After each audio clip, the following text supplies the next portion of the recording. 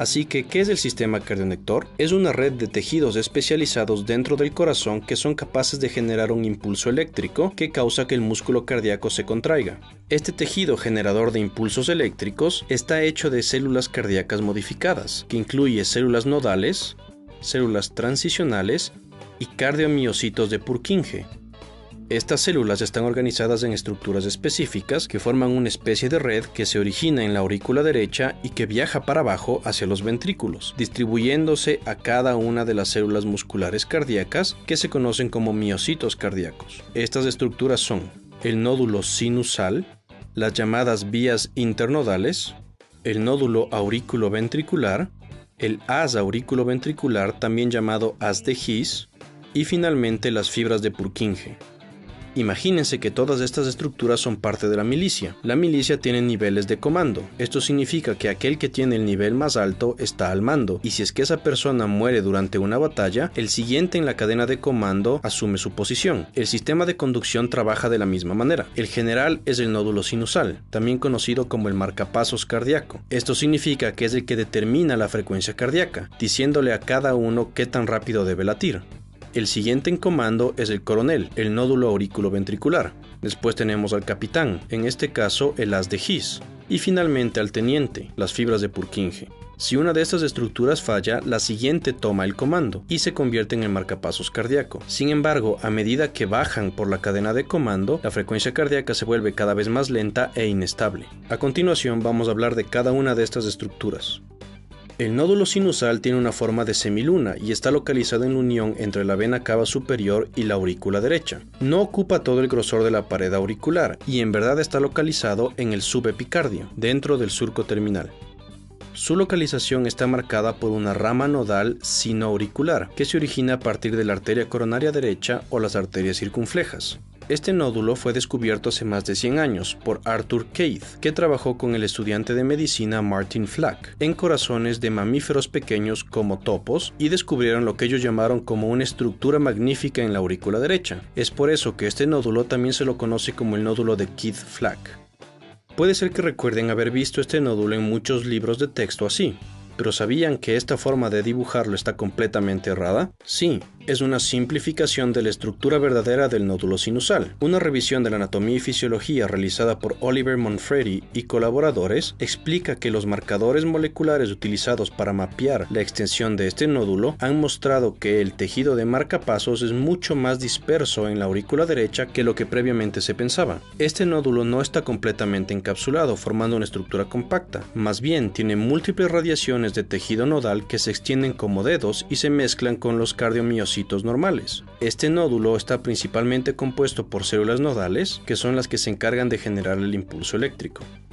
Estas células nodales están rodeadas por un área paranodal, localizada a lo largo de la cresta terminal y que pueden extenderse hasta la vena cava inferior. Esta área tiene células transicionales que pueden tener cierto rol en ser un marcapasos. Así que en vez de pensar en el nódulo sinusal como una estructura única, piensen que es como una semilla que le están saliendo raíces. El tejido del nódulo sinusal literalmente empieza a mezclarse con el área internodal y con los miocitos cardíacos normales, a veces inclusive pudiendo extenderse a través de la cresta terminal y teniendo una forma de cigarro. Estas variaciones en la forma y extensión del nódulo sinusal son clínicamente importantes, debido a la localización del sitio de marcapasos. Esto significa el área específica en todo el nódulo sinusal que se activa para generar el impulso eléctrico. Piensen acerca de esto. Si el nódulo sinusal es verdaderamente grande, su área de activación puede estar localizada más cerca de la vena cava inferior que de la vena cava superior, como la mayoría de nódulos tiene. Este cambio del marcapasos puede ser el responsable para las variaciones en la onda P que usualmente se ven en el electrocardiograma. Esto también puede explicar el fenómeno conocido como el marcapasos errante, que ocurre cuando el sitio de marcapasos cambia entre el nódulo sinusal, aurícula y el nódulo aurículo-ventricular.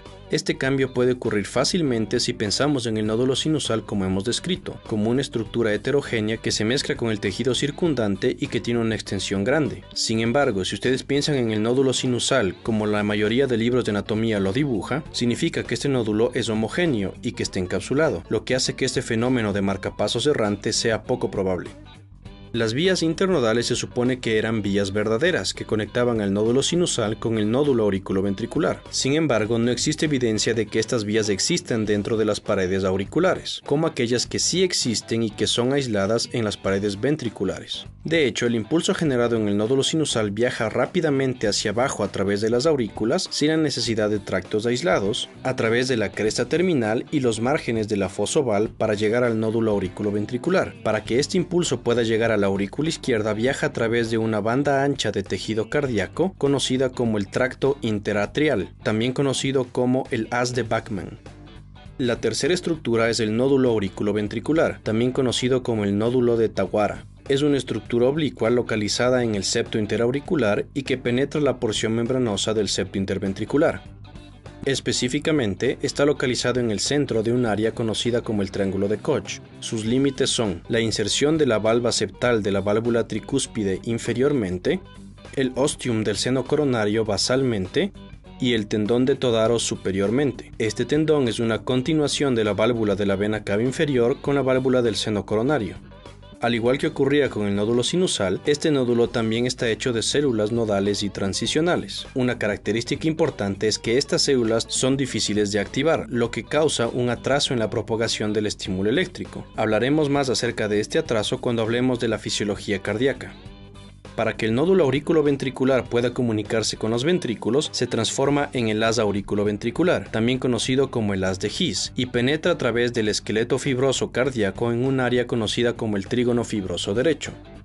Finalmente, la irrigación arterial viene de un vaso sanguíneo que se origina de la arteria coronaria dominante, usualmente la derecha, en un área conocida como la cruz cardíaca, que es la región en donde el surco coronario y el surco interventricular posterior se juntan.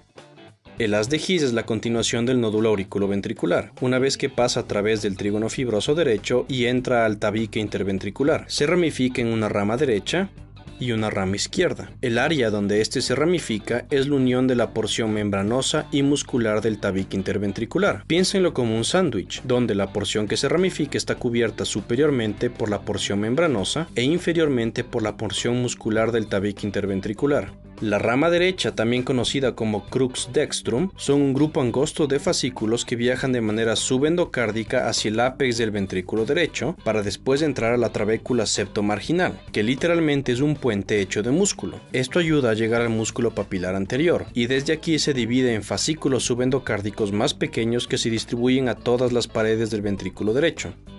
La rama izquierda, también conocida como crus sinistrum, forma un fascículo aplastado que viaja subendocárdicamente por la superficie septal del ventrículo izquierdo y se trifurca en divisiones anterior, posterior y septal, creando pequeñas ramas subendocárdicas que rodean a los músculos papilares y al ápex y después son distribuidos a todas las paredes del ventrículo izquierdo. Es importante recordar esta distribución de los fascículos, porque como ustedes podrán notar, la primera estructura que recibe ramas en ambos ventrículos son los músculos papilares. Por ende, estos son los primeros en contraerse, cerrando las válvulas. Lo siguiente que ocurre sería una onda de contracción que viaja desde el ápex de los ventrículos hacia los tractos de salida. Las ramas más pequeñas y las divisiones que están en contacto directo con el miocardio se conoce como las fibras de Purkinje, que están localizadas en el subendocardio. Esta localización es la razón por la cual la excitación muscular cardíaca se origina desde endocardio y viaja hacia epicardio.